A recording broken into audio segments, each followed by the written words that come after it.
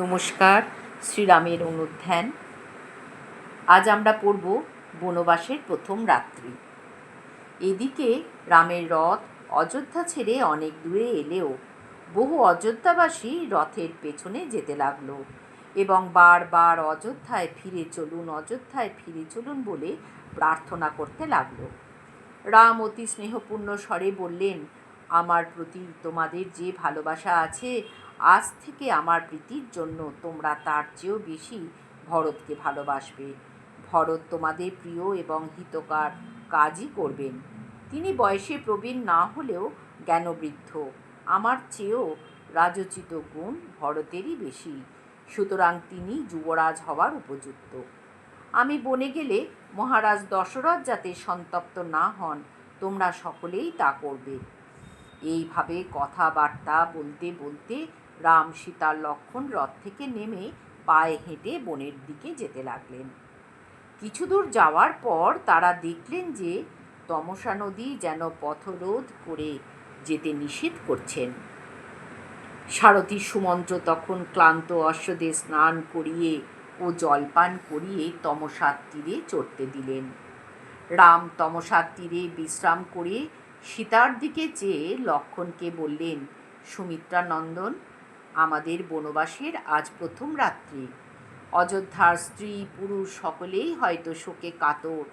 পিতা ও মাতার জন্য আমার বড় দুঃখ হচ্ছে। তারা আমাদের শোকে কেঁদে কেঁদে অন্ধ না হয়ে যান।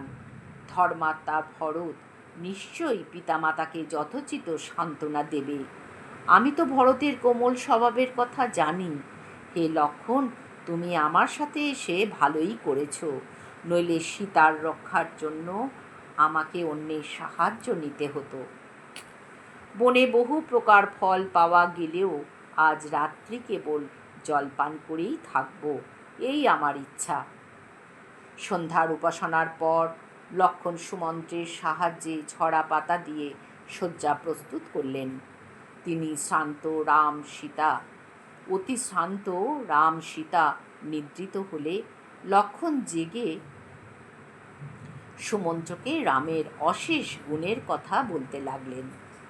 অযোধ্যা থেকে যে সব অনুরক্ত প্রজারা রামকে ফিরিয়ে নিয়ে যাবার জন্য রামের সঙ্গেই এসেছিলেন, তারাও সেই রাত্রি তমসার বিস্তীর্ণ প্রান্তরে নিদ্রিত হল।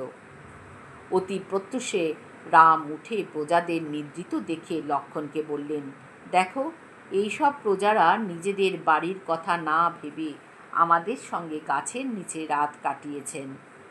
এরা আমাদের ফিরিয়ে নিয়ে যাবার জন্য যে রকম চেষ্টা করছে, তাতে মনে হয় এরা প্রাণ ত্যাগ করবে, কিন্তু সংকল্পচ্যুত হবে না।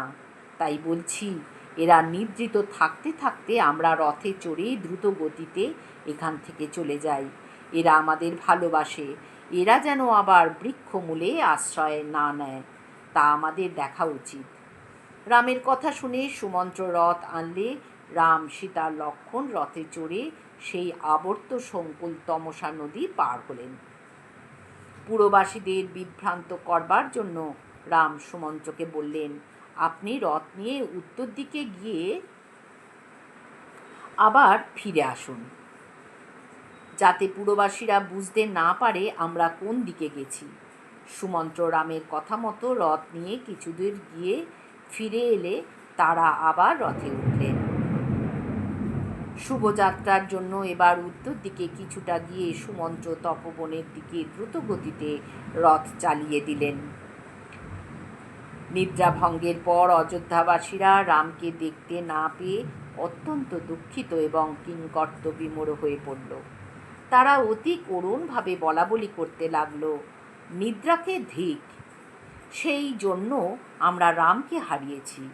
রামের অবর্তমানে আমাদের আর বেঁচে থাকার ইচ্ছা নেই। এইভাবে বহুক্ষণ বিলাপ করে তারা অবশেষে অযোধ্যায় ফিরে গেল। এদিকে রামকে ছেড়ে অযোধ্যাবাসীরা ফিরে এসেছে দেখে মহিলারা কাঁদতে কাঁদতে